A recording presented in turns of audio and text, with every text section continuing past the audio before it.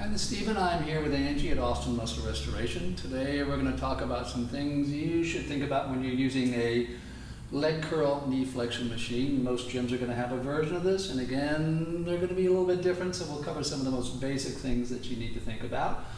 Starting with seat position, most of these will have an adjustable seat pad that you can move forward or back.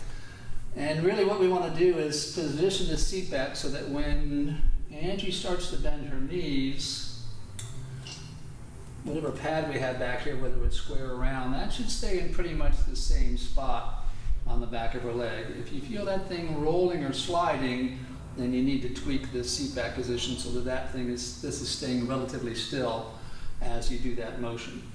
We get restraint from this upper leg pad here, and that's holding your upper leg still while you're bending the knees. You want to make sure that's not pushing down on your kneecap, on your upper legs.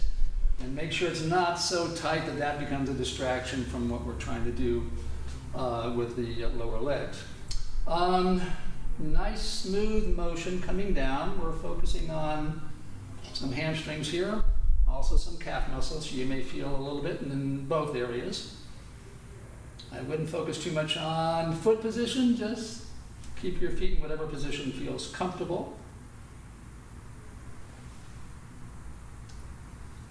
And as far as you can comfortably bend the knees, not everyone may be able to bend as far as the machine goes. I should note that we want to adjust this thing so that as you come up, we're not taking your knees into hyperextension. We definitely don't want to do that with a heavy load.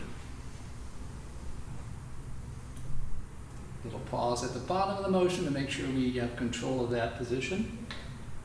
Now again, we're working a lot of hamstring, a lot of calves, so a lot of this comes into play with a lot of lower body motions, certainly squatting, sitting, running, all those things it's going to tie into, so these are good pieces to work on for those more complex motions.